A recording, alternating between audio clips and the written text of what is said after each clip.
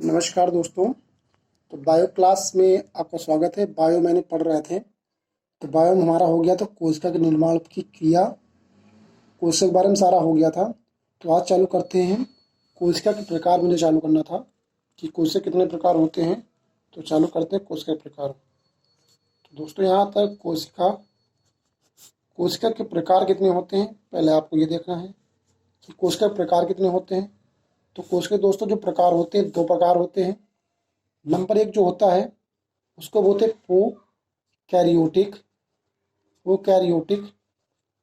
और दूसरा जो प्रकार होता है उसे बोलते हैं यूकैरियोटिक। तो दो प्रकार होते हैं, कौन कौन से? प्रोकैरियोटिक और यूकैरियोटिक। यूकैरियोटिक। तो एक एक की बात करेंगे। पहले क्या आता है? प्रोकैरियोटिक। पहले बात कर लेते हैं किसकी? प्रोकैरियोटिक की। तो दोस्तों पहले प्रोकैरियोटिक की बात कर लेते हैं। तो प्रोकैरियोटिक क्या होते हैं? इन कोशिकाओं में हिस्टोन प्रोटीन नहीं होता है। तो आपको याद रखना, प्रोकैरियोटिक में क्या नहीं होता है? हिस्टोन नहीं होता है। हिस्टोन प्रोटीन नहीं होता इसमें। किसमें? प्रोकैरियोटिक में हिस्टोन प्रोटीन नहीं होता है, जिसके कारण क्रोमैटिन नहीं बन पाता। क्या नहीं बन पाता है? क्रोमैटिन नहीं बन पाता, जिसके कारण ये नहीं होता है, इसलिए क्रोमैटिन नहीं बन पाता है। ठीक है। तो आप याद करना, हिस्टोनिन नहीं होता है, हिस्टोन प्रोटीन नहीं होता है, क्रोमैटिन नहीं बन पाता है।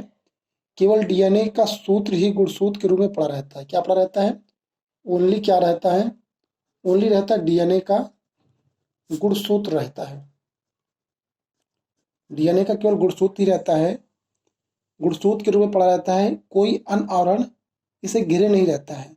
अतः केंद्रक के नाम पर कोई विकसित कोशिका इसमें नहीं होती है। कोई विकसित कोशिका इसमें नहीं होती। जीवाणुओं एवं नीलहरित शैवाल ऐसे ही कोशिका। अगर इसका एग्जाम्पल पूछें कि भाई इसका एग्जाम्पल क्या है, तो जीवाणु है और क्या है? नीलहरित शैवाल है। नीलहरित शैवाल है। तो मैंने क्या सीखा कि भाई जो कोशिका होती है दो प्रकार की होती है, प्रोकैरियोटिक और यूकैरियोटिक। प्रोकैरियोटिक क्या होती है? जिसमें क्या होता है? स्टोन प्रोटीन नहीं होती है, क्रोमैटिन नहीं होती है, ओनली क्या होता है? डीएनए गुणसूत्र होता है। इसके जो एग्जाम्पल मैंने सीखे, जीवाणु और नीलहरित शैवाल, इसके एग्जाम्पल है। अगर यूकैरियोटिक देखें तो इन कोशिकाओं में क्या होती है? दोहरी झिल्ली होती है। पहली बात सीखेंगे कि इन कोशिकाओं में क्या होती है? यूकैरियोटिक में दोहरी झिल्ली होती है और आवरण केंद्रक, आवरण से घिरा सुस्पष्ट केंद्रक पाया भी जाता है। इसमें इसमें केंद्रक पाया जाता है, जबकि इसमें केंद्रक नहीं पाया जाता है। डीएनए व हिस्टोन संयुक्त रूप से होते हैं। इसमें डीएनए होता है और हिस्टोन होता है, जो कि कैसा होता है? वो होता है संयुक्त रूप से बनी क्रोमेटिन। ये कैसी होती है? संयुक्त रूप से बनी क्रोमेटिन होती है। क्या होती है? क्रोमेटिन होती है।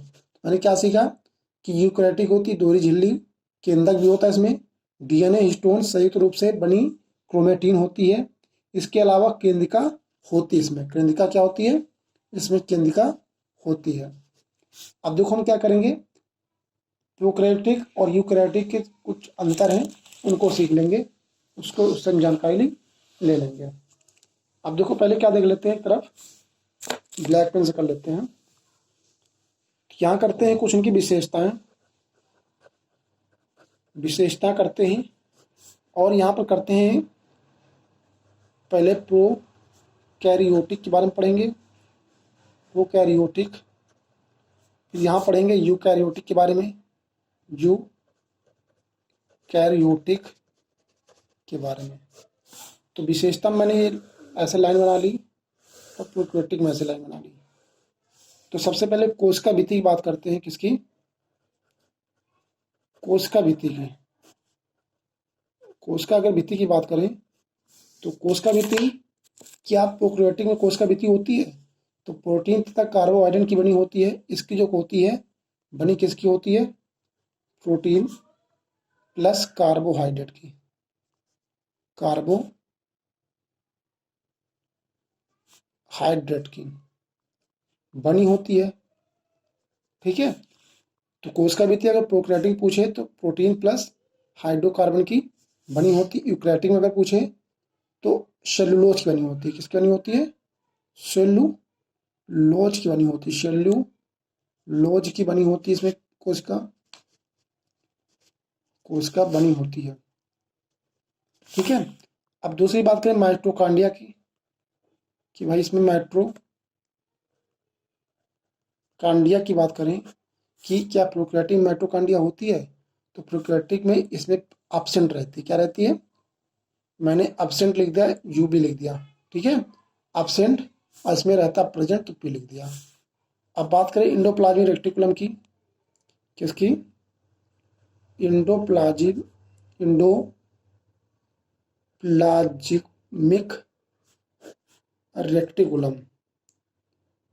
रेटिकुलम अगर इसकी बात करते हैं तो इंडोप्लाज्मिक रेटिकुलम की बात करते हैं प्रोकैरियोटिक में, तो इंडोप्लाज्मिक रेटिकुलम क्या होता है? इसमें क्या रहता है? एब्सेंट रहता है जो भी, और इसमें क्या रहता है? इसमें क्या रहता है? प्रेजेंट रहता है। ठीक है, इंडोप्लाज्मिक भी प्रेजेंट रहता है और इससे प्रेजेंट, इसमें एब्सेंट। अगले बात करते हैं राइबोसोम की, कि इसमें राइबोसोम होते हैं नहीं होते हैं प्रोकैरियोटिक में? राइबोसोम, तो राइबोसोम की अगर बात करें तो इसमें 70S प्रकार के पाए जाते हैं। कितने? 70S प्रकार के पाए जाते हैं प्रोकैरियोटिक में, जबकि यूकैरियोटिक की बात करते हैं तो इसमें 80S प्रकार के पाए जाते हैं। क्या? राइबोसोम्स।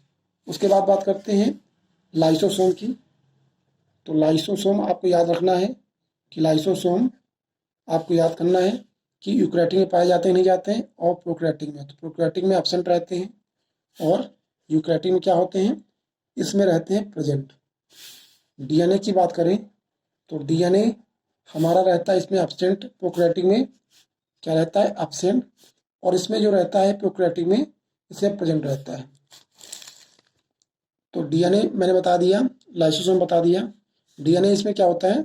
इसमें मैंने बताया लाइसोसोम एब्सेंट रहता है, किसमें? प्रोकैरियोटिक में, और यूकैरियोटिक में क्या रहता है? प्रेजेंट रहता है। फिर मैंने बताया डीएनए, तो डीएनए की अगर बात करें तो इसमें एकल सूत्र के रूप में रहते हैं। क्या रहते हैं? एकल सूत्र के रूप में रहते हैं। एकल सूत्र में रहते हैं डीएनए किसमें? प्रोकैरियोटिक में, और इसमें पूर्ण विकसित रूप में दोहरे सूत्र में रहते हैं। कैसे रहते हैं? पूर्ण विकसित रहते हैं और दोहरे सूत्र में रहते हैं। कैसे? दोहरे सूत्र में रहते हैं, पूर्ण विकसित रहते हैं। उसके आगे बात करें तो डीएनए आप सीख लिए, डीएनए क्या रहता है? एकल सूत्र रहता है, पूर्ण विकसित दोहरे सूत्र में रहता है। उसके बाद बात करते हैं कशामिक की, कशामिक भी होती है इसमें। अब क्वेश्चन इससे बन जाते हैं कि कौन किसमें प्रेजेंट रहता है, कौन रहता है नहीं रहता। तो कशामिक की बात करें तो प्रोकैरियोटिक में कशामिक जो होता है केवल एक तंतु होता है। क्या होता है? केवल एक तंतु होता है। जबकि इसमें बात करें कुल 11 तंतु होते हैं। इसमें कितने होते हैं? कुल 11 तंतु होते हैं। यूकैरियोटिक में 11 तंतु होते हैं, कशामिक में केवल तंतु होता है। इसमें कितने होते हैं? 11 तंतु होते हैं। केंद्रिका की बात करें, अगर केंद्रिका की बात करते हैं प्रोकैरियोटिक में जो केंद्रिका रहती है वो रहती है एब्सेंट, और इसमें क्या रहती है? केंद्रिका रहती है इसमें प्रेजेंट। प्रोकैरियोटिक में एब्सेंट, यूकैरियोटिक में प्रेजेंट रहती है केंद्रिका। सेंट्रियोल की बात करें कि सेंट्रियोल क्या रहता है, तो सेंट्रियोल जो होता है दोस्तों ये रहता है प्रोकैरियोटिक में एब्सेंट, और यूकैरियोटिक में क्या रहता है? प्रेजेंट रहता है। उसके बाद करते हैं श्वसन की, तो श्वसन तो आपको पता ही है। तो श्वसन क्या होता है? प्लाज्मा झिल्ली द्वारा इसमें होता है। किसके द्वारा? प्लाज्मा झिल्ली के द्वारा होता है। प्रोकैरियोटिक में प्लाज्मा झिल्ली के द्वारा इसमें क्या होता है? श्वसन होता है। जबकि यूकैरियोटिक में जो होता है माइटोकॉन्ड्रिया द्वारा होता है। किसके द्वारा होता है? माइटोकॉन्ड्रिया द्वारा। तो आप याद रखना श्वसन जो होता है जो प्रोकैरियोटिक में प्लाज्मा झिल्ली द्वारा होता है, जबकि उसमें यूकैरियोटिक में माइटोकॉन्ड्रिया के द्वारा होता है। लिंग प्रजनन की अगर बात करते हैं कि लिंग जो प्रजनन होता है, लिंग प्रजनन जो होता है हमारा इसमें नहीं पाया जाता है, इसमें नहीं पाया जाता है, और इसमें क्या होता है? पाया जाता है।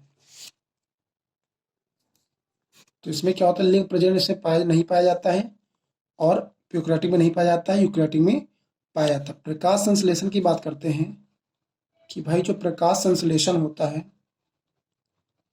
प्रकाश संश्लेषण की अगर बात करते हैं तो प्यूक्रेटिक में पाया जाता है या नहीं पाया जाता है? तो इसमें थाइलेकाइड में होता है। किसमें होता है? थाइलेकाइड में इसे प्रकाश संश्लेषण पाया जाता है। और इसमें क्लोरोप्लास्ट होता है, क्योंकि पेड़ पौधे होते हैं ना, क्लोरोप्लास्ट में होता है, जिसकी वजह से क्या होता है, क्लोरोप्लास्ट की वजह से कलर आता है। कोशिका अगर विभाजन देखें, एक बार रिवीजन फिर से कर देंगे। कोशिका अगर विभाजन देखें, कोशिका विभाजन, रेटिंग नहीं बन रही है।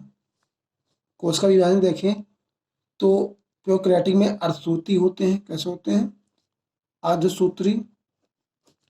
जबकि कोशिका विभाजन अगर इसमें देखें तो अर्धसूत्री और समसूत्री दोनों प्रकार के होते हैं। कैसे होते हैं? अर्धसूत्री होते हैं और समसूत्री, समसूत्री दोनों प्रकार के होते हैं। तो फिर देख लेते हैं, जो कि मैंने क्या सीखा यहाँ पर, कुछ विशेषताएं हैं प्रोकैरियोटिक और यूकैरियोटिक की। तो कोशिका विधि जो रहती है प्रोकैरियोटिक में प्रोटीन प्लस कार्बोहाइड्रेट की बनी होती है, जबकि यूकैरियोटिक की बात करते हैं कि कोशिका विधियाँ सेलुलोज की रहती है। तो प्रोकैरियोटिक में कैसे रहती है कोशिका विधि? Protein plus carbohydrate. यूकैरियोटिक में सेलुलोज की बनी रहती है। माइटोकॉन्ड्रिया की बात करते हैं तो प्रोकैरियोटिक में एब्सेंट रहती है और यूकैरियोटिक में प्रेजेंट रहती है। एंडोप्लाज्मिक रेटिकुलम की बात करते हैं तो प्रोकैरियोटिक में एब्सेंट और यूकैरियोटिक में प्रेजेंट रहती है। राइबोसोम की बात करते हैं तो प्रोकैरियोटिक में 70S प्रकार की होती है और यूकैरियोटिक में 80S प्रकार की होती है। लाइसोसोम की बात करते हैं तो प्रोकैरियोटिक में एब्सेंट होती है, जबकि यूकैरियोटिक में प्रेजेंट रहती है। डीएनए क्या होता है? प्रोकैरियोटिक का एकल सूत्र होता है और यूकैरियोटिक का पूर्ण विकसित और दोहरे सूत्र का होता है।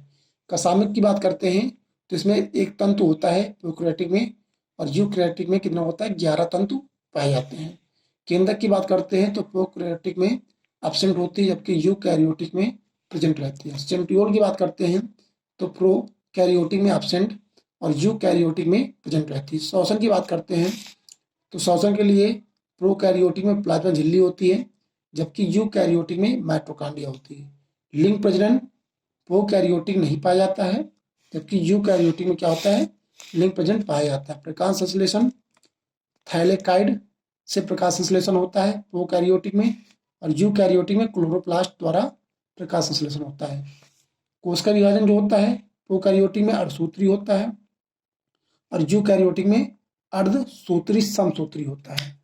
अब देखो क्या करते हैं, अलग अलग प्रकार के जो मैंने अभी पार्ट पढ़े हुए हैं उनकी जानकारी लेते हैं, उसके बाद आगे बढ़ते चले जाएंगे। और क्वेश्चन हमारे पूरे इससे अगर आएंगे तो इससे तो आएंगे ही, इससे बाहर कहाँ जाएंगे?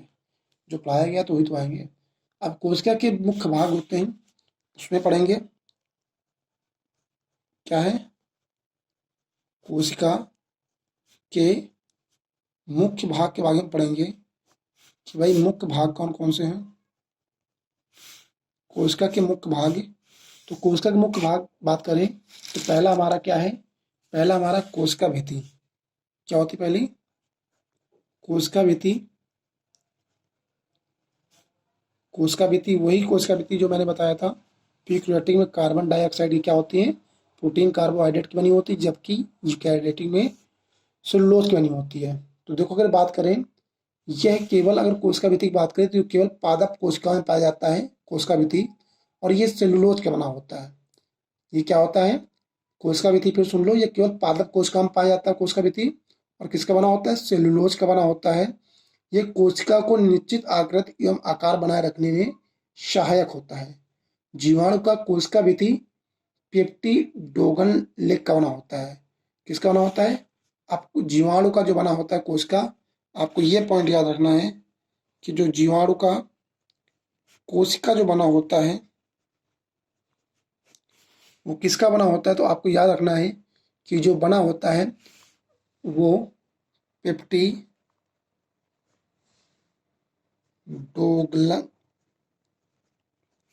केन ये बना रहता है। ठीक है, तो कोशिका भित्ति मैंने क्या था, ये केवल पादप कोशिका में पाया जाता है। कोशिका भित्ति किसमें पाया जाता है? केवल जो पादप होते हैं, केवल पादप कोशिका में पाया जाता है, पादप में पाया जाता है ये। और मैंने क्या था, ये सेलुलोज का बना होता है, ये बात मैंने बता दी पहले कि सेलुलोज का बना होता है। अभी मैंने बताया कि निश्चित आकृति में आकार बनाए रखने में सहायक होता है। जीवाणु में ये कोशिका भित्ति जो होता है पेप्टी डोगलन के में पाया जाता है। अब दूसरा बात करते हैं, कोशिका भित्ति हो गया। अब कोशिका भित्ति के आगे आता है कोशिका झिल्ली। कोशिका झिल्ली की अगर बात करें कि कोशिका झिल्ली होती क्या है, तो कोशिका झिल्ली को इंग्लिश में बोलते हैं सेल मेम्ब्रेन। सेल मेम्ब्रेन की बात करते हैं। कोशिका झिल्ली होती क्या है, कोशिका के सभी अवयवों पर एक पतली झिल्ली द्वारा घिरे रहते हैं। भाई कोशिका जैसे मान लो ये बनी होती है, तो इसके चारों तरफ क्या होती है, पतली झिल्ली टाइप में बनी होती है, पतली झिल्ली द्वारा घिरी होती है, जिसको कोशिका झिल्ली कहा जाता है। और ये कैसी होती है, अर्धपारगम झिल्ली होती है जो बनी होती है। कैसी होती है, ये जो झिल्ली होती है अर्धपारगम होती है, ये झिल्ली अर्धपारगम होती है। और बात करें तो इसका कार्य होता है कोशिका के अंदर जाने वाले, अंदर बाहर से आने वाले पदार्थ निर्धारण करना। भाई ये झिल्ली लगी रहती है, तो अंदर जाने वाले पदार्थ और बाहर जाने वाले पदार्थ का क्या करता है, ये निर्धारण करता है। तो कोशिका झिल्ली की मैंने बात क्या की, कोशिका सभी अवयव एवं पतली झिल्ली द्वारा घिरे रहते हैं। इस झिल्ली को कोशिका झिल्ली भी कहते हैं। ये अर्धपरगम झिल्ली होती है और किसी पदार्थ को अंदर जाने और आने का निर्धारण कोशिका झिल्ली करता है। इसके बाद जो आता है तारकाय आता है। पहले मैंने क्या सीखा, कोशिका भित्ति जो किसकी बनी होती है, जो केवल पादप कोशिका में होती है। सेलुलोज की बनी होती है। जीवाणु में जो कोशिका होती है उसका नाम क्या है, पेप्टिडोग्नल। इस कोशिका झिल्ली पाया, तो कोशिका झिल्ली को बंद करने वाली जो होती है झिल्ली, कोशिका झिल्ली कहते हैं। इससे क्या होता है, कोशिका झिल्ली से इससे मालूम पड़ता है कोई पदार्थ अंदर आया या जाएगा, तो निर्धारण कौन करता है, कोशिका झिल्ली करता है। अब आगे बात करते हैं तारकाय की। तो तारकाय की खोज सबसे पहले बोबेरिन की थी। आपसे क्वेश्चन पूछ लिया जाता है कि इसकी खोज किसने की थी, जो इंपॉर्टेंट लिखाते जाएंगे। तो बोबेरिन की थी। ये केवल जंतु कोशिका में पाया जाता है। तारकाय किसमें पाया जाता है, केवल एनिमल कोशिका में पाया जाता है। तो एनिमल कोशिकाओं में पाया जाता है केवल ये। और इसके आगे याद रखना है कि तारकाय के अंदर दो कण जैसी संरचना होती है, और दो कण जैसी जो संरचना होती है उसको बोलते हैं सेंट्रियोल। क्या बोलते हैं, तारकाय में दो कण जैसी संरचना होती है जिसे सेंट्रियोल कहते हैं। और ये समसूत्री ध्रुव का निर्माण करता है। कैसे करता है ये, और ये समसूत्री ध्रुव का क्या करता है, समसूत्री ध्रुव का निर्माण करता है। कौन करता है, तारकाय। तो पहले मैंने सीखा क्या, कोशिका भित्ति जो कि मैंने बताया केवल पादप में पाई जाती है, सेलुलोज की बनी होती है। जीवाणु में जो होती है उसको पेप्टिडोग्नल केन कहते हैं। फिर मैंने सीखी कोशिका झिल्ली, जो कि क्या होती है, कोशिका भित्ति को बंद की रहती है और ये निर्धारण करती है कोई पदार्थ आएगा या जाएगा। ये निर्धारण कोशिका झिल्ली कहते हैं, जिससे अर्धपारगम झिल्ली भी कहते हैं। फिर मैंने सीखा तारकाय, ये क्या होती है, केवल एनिमल कोशिका होती है और सेंट्रियोल की बनी होती है। इसका जो खोज की थी बोबेरिन की थी। और ये कैसा होता है, समसूत्री ध्रुव क्या होता है, समसूत्री विभाजन में ये ध्रुव का निर्माण करता है। अब चौथे बात करते हैं अंतःप्रोदो जालिका। क्या अगला पढ़ना है, अगला क्या है, अंतःप्रद्रव्य जालिका। अंतःप्रद्रव्य जालिका की बात करें तो एक और केंद्रक झिल्ली से और दूसरी ओर केंद्रक कला से संबंध होती है। इस जालिका के कुछ भागों पर किनारे छोटी छोटी कणिकाएं लगी रहती हैं। अब जो कणिकाएं जो लगी रहती हैं इसके अंतर्गत, उसको क्या कहते हैं, आपने देखा होगा ये कुछ ऐसे बनी रहती है, ऐसी बनी रहती है। और यहाँ पर क्या होती है, छोटी छोटी कणिकाएं लगी रहती है। और जो ये कणिकाएं लगी रहती हैं इनको राइबोसोम बोलते हैं। क्या बोलते हैं, राइबोसोम बोलते हैं। और राइबोसोम को ईआर का क्या करता है, मुख्य कार्य उन सभी वसा प्रोटीन का संचरण करना होता है। इसका काम क्या होता है, कि इसका काम जो होता है वसा और प्रोटीन को क्या करना होता है, वसा और प्रोटीन का संचरण करना होता है, का संचरण करना होता है। राइबोसोम कार्य वसा और प्रोटीन का संचरण करना होता है। और जो भी विभिन्न झिल्लियों जैसे कोशिका झिल्ली, केंद्रक झिल्ली आदि का निर्माण करती हैं। अब बात करते हैं राइबोसोम की। तो राइबोसोम की अगर बात करें तो सबसे पहले जान लेते हैं कि राइबोसोम होता क्या है और इसकी खोज किसने की थी। तो राइबोसोम की बात करते हैं तो राइबोसोम की जो सबसे प्रथम खोज की थी उनका नाम था रॉबिन्सन। क्या नाम था, रॉबिन्सन, आपको याद रखना है। और एवं एक और साइंटिस्ट थे उनका नाम था रॉबर्ट ब्राउन। ब्राउन को आपको ब्राउन के नाम से याद रखना है। रॉबिन्सन और ब्राउन ने क्या की थी, इसकी खोज की थी। अब कब की थी? 1953 में की थी। और अगर देखा जाए तो पादप कोशिका में पाया जाता है। पोलार्डे ने भी 1955 में जंतु कोशिका में राइबोसोम देखा। तो सबसे पहले जंतु कोशिका में राइबोसोम किसने देखा? तो जंतु कोशिका में किसने देखा था?